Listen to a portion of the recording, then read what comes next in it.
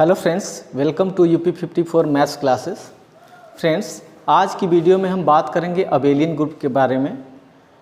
Friends, इसके पहले हमने ग्रुप के बारे में बताया था कि ग्रुप की डेफिनेशन क्या होती है, हमने उस पर एग्जाम्पल भी कराया था। और आज हम ये जानेंगे कि अबेलियन ग्रुप क्या होता है और उसके कुछ एग्जाम्पल्स भी करेंगे ताकि आपको ज़्यादा क्लियर हो जाए कि अबेलियन ग्रुप जो है वो क्या होता है।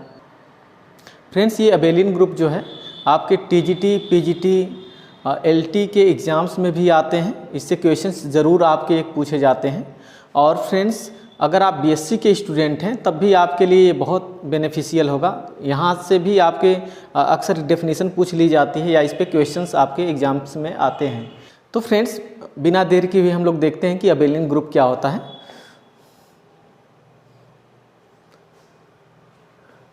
तो फ्रेंड्स, यहाँ पे कहा गया है कि abelian group or commutative group. इसमें कहा गया है कि एक group G operation is said to be abelian or commutative if in addition to 4 group axioms the following postulates is also satisfied. इसमें commutativity, the binary operation O is commutative in G, that is A operation B is equal to B operation A for all A B belongs to G। Means friends, यहाँ पे ये कहा है कि कोई अगर group है, कोई ग्रुप हो, जैसे हमने ये बताया था फ्रेंड्स कि कोई ग्रुप हो, तो ग्रुप के लिए आपको हमने बताया था कि यहाँ पे जो ग्रुप होता है ना,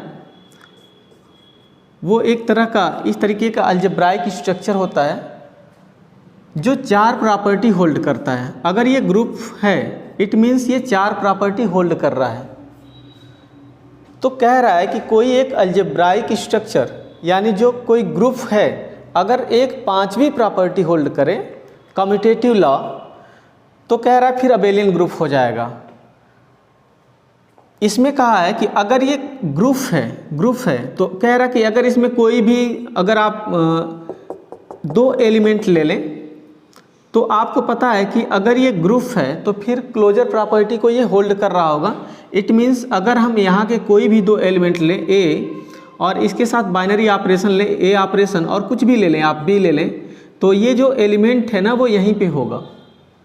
और अगर हम इसके बराबर अगर हम इस तरीके से लिखें बी का अगर ए के साथ अगर हम ये बाइनरी ऑपरेशन इस्तेमाल करें, बी ऑपरेशन अगर ए करें, तो कह रहा है कि अगर ये सेम हो जाए यानी A operation B is equal to B operation A हो जाए। मीन्स ऐसे लग रहा है कि जिससे फ्रेंड्स ये यहाँ पे आ गया, ये यहाँ पे आ गया है, उसके बावजूद भी ये सेम आ रहा है।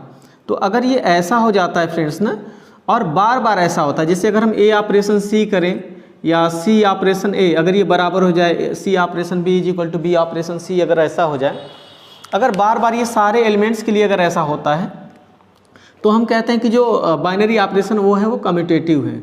मीन्स ऐसे लिख सकते हैं A operation B is equal to B operation A for all A B belongs to ji.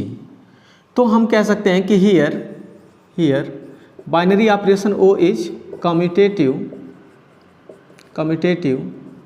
In G. तो हम कह सकते हैं कि ये जो बाइनरी ऑपरेशन वो है वो जी में कम्यूटेटिव है।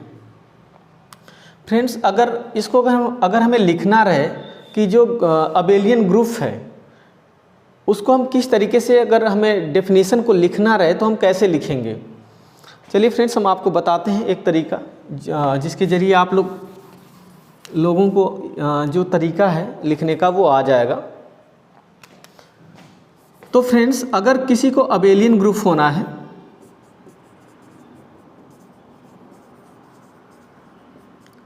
किसी को अगर अबेलियन ग्रुप होना है किसी इस तरह के अलजेब्राइक स्ट्रक्चर को, तो होना क्या होता है कि इसमें 5 प्रॉपर्टी होल्ड करके दिखाना है। तो जो पहली प्रॉपर्टी है फ्रेंड्स वो है क्लोजर प्रॉपर्टी। तो क्लोजर प्रॉपर्टी में क्या होता है फ्रेंड्स कि यहाँ का कोई भी 2 एलिमेंट अगर आप लेते हैं, कोई भी 2 एलिमेंट, हम ऐसे लिख सकते हैं कि for all A B belongs to G, किसी भी 2 एलिमेंट के लिए हम कहते हैं कि अगर यहाँ पे कोई भी 2 एलिमेंट लें तो अगर हम ए ऑपरेशन बी लें तो ये रिजल्ट पूरा यहीं पे आ जाएगा। मीन्स ए ऑपरेशन बी जो है ना वो जी में होगा। अगर ऐसे आ जाता है तो हम कहेंगे कि therefore G is closed under binary operation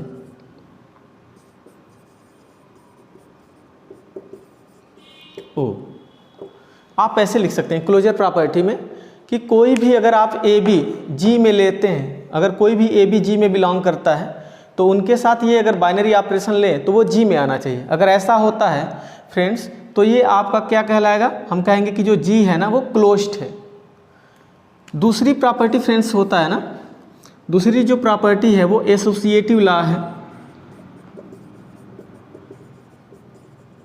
associative law, तो फ्रेंड्स एसोसिएटिव लॉ में क्या होता है कि आप यहाँ पे कोई भी 3 एलिमेंट लेते हैं, अगर कोई भी 3 एलिमेंट लेते हैं, जैसे हम यहाँ पे कहेंगे for all A B C belongs to G, this implies that A operation B operation C. यहाँ पे हम क्या कर सकते हैं, पहले 2 एलिमेंट पे ब्रैकेट यहाँ पे इस्तेमाल कर सकते हैं और बाद में हम क्या कर सकते हैं, इस ब्रैकेट को अगर हम यहाँ से शिफ्ट करके लास्ट के 2 एलिमेंट पे अगर लेकर जाएं बी ऑपरेशन सी, तब भी ये रिजल्ट आपके बराबर आने चाहिए, इक्वल आने चाहिए। अगर ऐसा होता है तो हम कहते हैं कि जो बाइनरी ऑपरेशन ओ है वो एसोसिएटिव है। Therefore binary operation O is associative in G, in G ऐसे लिख सकते हैं। और थर्ड प्रॉपर्टी है एक्सिस्टेंस ऑफ आइडेंटिटी।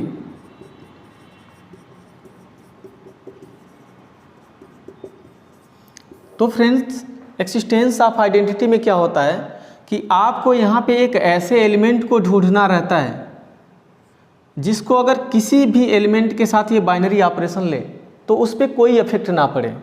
जैसे अगर मैं यहाँ पे अगर ई ऑपरेशन ए लूँ तो ए ही आए, ई ऑपरेशन बी लें तो बी ही आए, मतलब ये उसी तरह से रहे, ए जो है उसी तरह से रहे। अगर ऐसा सारे एलिमेंट के लिए ऐसा होता है, यहाँ तक कि ई ऑपरेशन ई करे ना तो ये खुद के साथ भी खुद को भी अफेक्ट नहीं डालेगा, यानी जैसा ये एलिमेंट है वैसे ही आ जाएगा। तो यहाँ पे हम कह सकते हैं कि for all A belongs to G there exist an element E belongs to G such that E operation A ऐसे लिखें या ए ऑपरेशन ई करें तो आपका रिजल्ट ए ही आएगा। मीन्स यहाँ पे देख रहे हैं फ्रेंड्स कि जो ए है ना जैसे कि तैसे आ जा रहा है, जैसे यहाँ पे ए है उसी तरीके से हम लिख रहे हैं। फ्रेंड्स जब ई को लेफ़्ट से इस पर ऑपरेट करते हैं, ऐसे लगाते हैं और इस पर कोई प्रभाव नहीं पड़ता है तो इसको हम लेफ़्ट आइडेंटिटी भी कहते हैं। और अगर राइट से अगर यहाँ पे इस तरीके से इसके साथ बाइनरी ऑपरेशन के साथ लेते हैं और ए को इस तरीके से लिख लेते हैं तो ई को हम लोग कहते हैं राइट आइडेंटिटी। तो लेफ़्ट और राइट आइडेंटिटी जो आइडेंटिटी होती है ना उसी को हम आइडेंटिटी एलिमेंट ऑफ जी कहते हैं। इट मीन्स इस केस में हम कहेंगे E is the identity element in G. तो जी में ये आइडेंटिटी एलिमेंट कहलाएगा। इसके बाद फ्रेंड्स आता है आपका चौथी property existence of inverse. Existence of inverse friends इसमें हम आपको कई डेफिनेशन क्लियर करा देंगे। ये भले ही हम अबेलियन ग्रुप का डेफिनेशन लिख रहे हैं लेकिन आप देखेंगे कि इससे रिलेटेड बहुत सारे डेफिनेशन यहाँ पे बनाया जा सकते हैं। तो अभी हम आपको लास्ट में बताएंगे कि इसकी जो यहाँ पे कितने डेफिनेशन आपको मिल सकते हैं। तो एक्सिस्टेंस ऑफ इनवर्स में फ्रेंड्स क्या होता है ना कि जैसे किसी भी एलिमेंट का यहाँ पे इनवर्स मिलना चाहिए। कोई भी अगर आप जी में अगर एलिमेंट लें तो वो उसका इन्वर्स इसमें एग्जिस्ट करना चाहिए। तो कैसे पता चलेगा कि इसका इन्वर्स कौन है? जैसे ए का इन्वर्स अगर पता करना है कि ए का इन्वर्स क्या है तो आपको ये जानकारी होनी चाहिए कि आइडेंटिटी क्या है। तो अगर हम ए ऑपरेशन बी अगर करें और मान लीजिए कि ये रिजल्ट आइडेंटिटी के बराबर आ जाए तो हम यहाँ पे कह सकते हैं कि A is the inverse of B and B is the inverse of A, ऐसे कह सकते हैं। अगर आपके सामने A operation C is equal to अगर आइडेंटिटी आ जाए तो भी हम कह सकते हैं कि यहाँ पे ए और सी जो है वो एक दूसरे के इन्वर्स होंगे।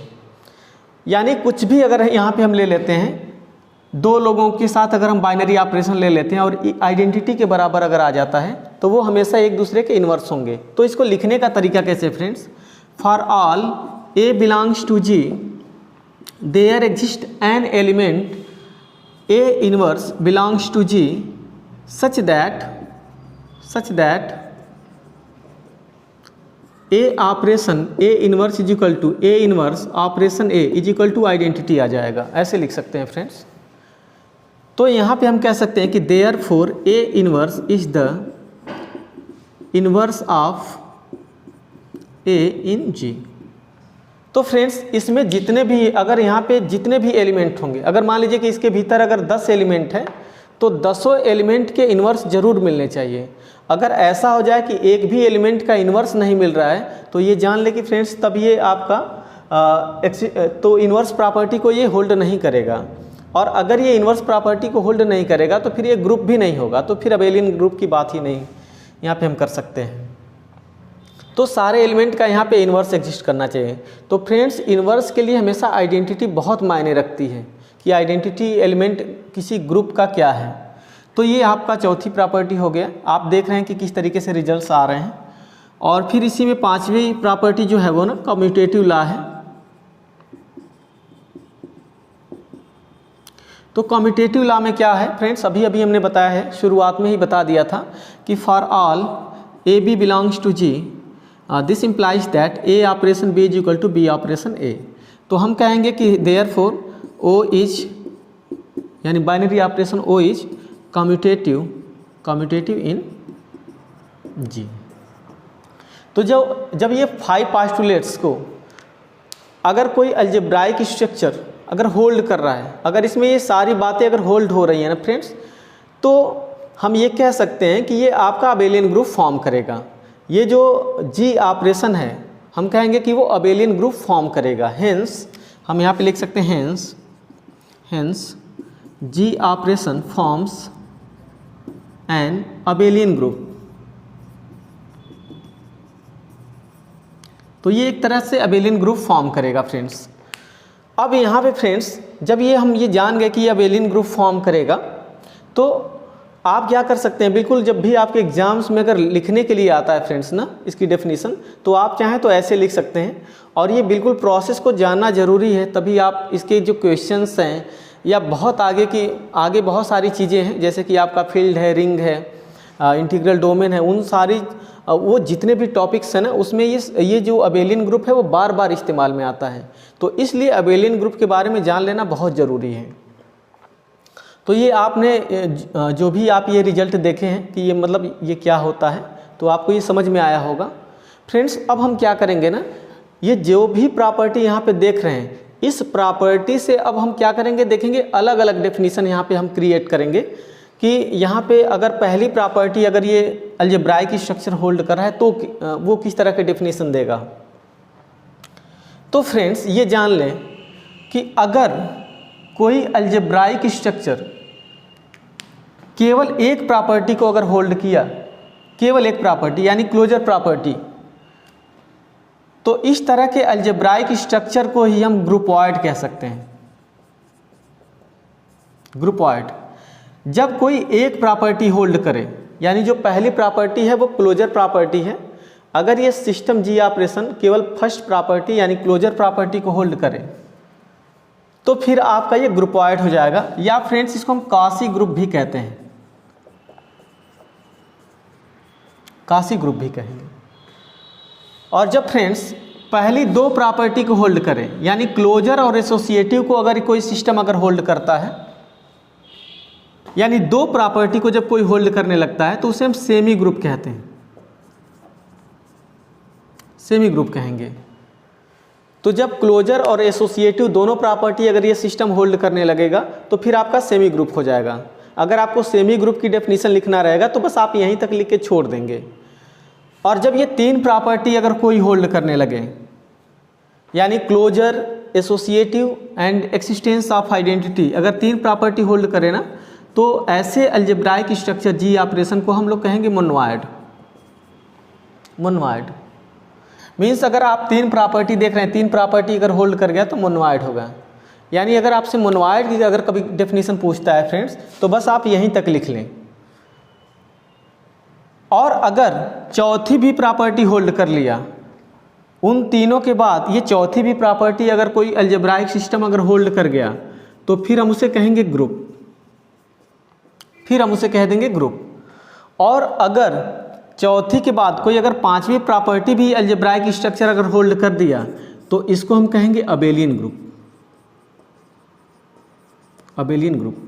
तो फ्रेंड्स, आपको अगर केवल एक डेफिनेशन क्लियर हो, अबेलियन ग्रुप अगर क्लियर हो, तो आप चाहेंगे तो यहाँ से आप कई डेफिनेशन बना सकते हैं। जैसे यहाँ पे हमने आपको बताया कि ये सारे किस तरीके से डेफिनेशन को होल्ड कर रहे हैं।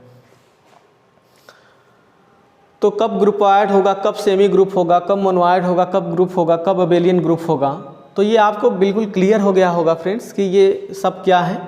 इसको हम फ्रेंड्स एग्जाम्पल के जरिए भी देखेंगे कि एग्जाम्पल के जरिए हम कैसे ये जान पाएंगे कि कब इन्वर्स एग्जिस्ट कर रहा है, कब उस ग्रुप में आइडेंटिटी कैसे हम ढूंढें। तो ये तमाम चीज़ों के बारे में हम क्या करेंगे, हम डिस्कस करेंगे। तो फ्रेंड्स, चलिए हम लोग एक एग्जाम्पल लेते हैं और उस एग्जाम्पल के जरिए हम लोग ये क्लियर कर लेंगे कि वो जो किस तरीके से कोई स्ट्रक्चर, अलजेब्राइक स्ट्रक्चर कैसे ग्रुप फॉर्म करता है या कैसे अबेलियन ग्रुप फॉर्म करता है। ये तमाम चीज़ों के बारे में हम करेंगे डिस्कस यहाँ पे।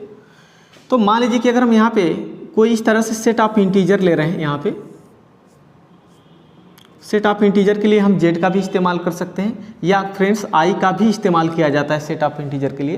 तो कहीं पे भी अगर आपका कैपिटल आई आता है या जेड आता है, तो आप ये समझ लेंगे कि वो सेट ऑफ इंटीजर की बात कर रहे हैं। तो अगर हमें ये दिखाना रहे कि ये बाइनरी ऑपरेशन प्लस के रिस्पेक्ट में ये अबेलियन ग्रुप फॉर्म करेगा कि नहीं,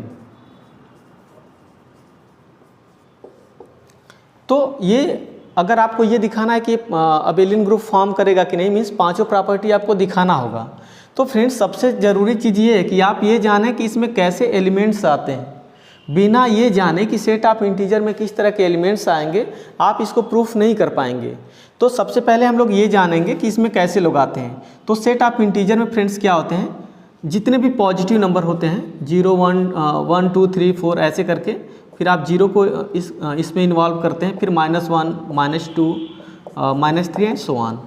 यानी ये सारे नंबर्स जो है ना, यहाँ पे हम इकट्ठा कर रहे हैं 1 2 3 4 and so on, positive numbers -1 -2 -3 and so on ऐसे करके आप जितने भी नंबर्स गिन सकते हैं इस तरीके से 1 2 3 4 करके आप, और उसके सारे निगेटिव यहाँ पे होंगे, 0 भी होगा।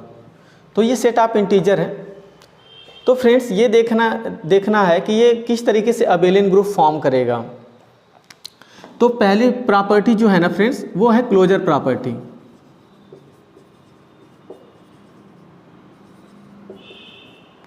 तो क्लोजर प्रॉपर्टी में क्या होता है फ्रेंड्स, कहा जाता है कि कोई भी ए बी अगर आप यहाँ पे लेते हैं ए बी, अगर उसके साथ ये बाइनरी ऑपरेशन ले तो वो रिजल्ट इसी में आना चाहिए। तो अगर आप फ्रेंड्स ध्यान से देखें, अगर यहाँ पे हम कोई भी दो एलिमेंट ले लेते हैं, मान लीजिए 1 और 2 ले रहे हैं, 1 2 बिलोंग्स टू जेड, तो अगर हम इसको जोड़ दें 1 + 2 करें, तो आप देखेंगे कि ये जेड में ही आएगा। मीन्स यहाँ पे इसको जोड़ने पे 3 आएगा और 3 यहाँ पे है।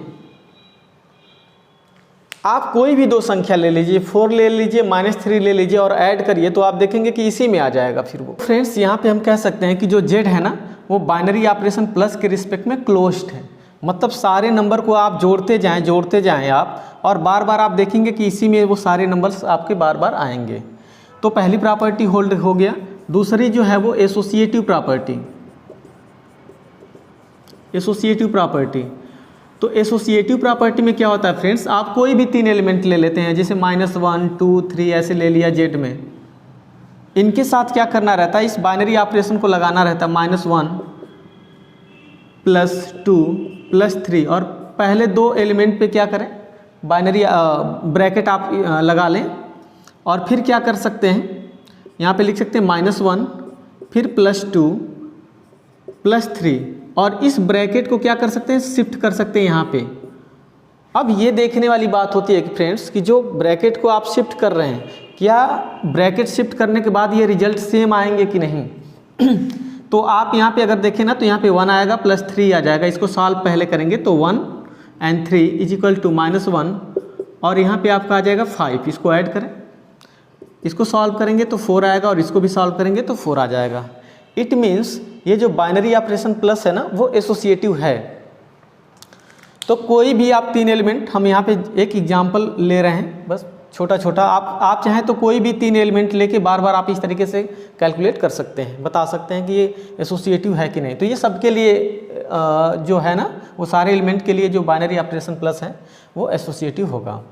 तीसरी property friends existence of identity है। Existence of identity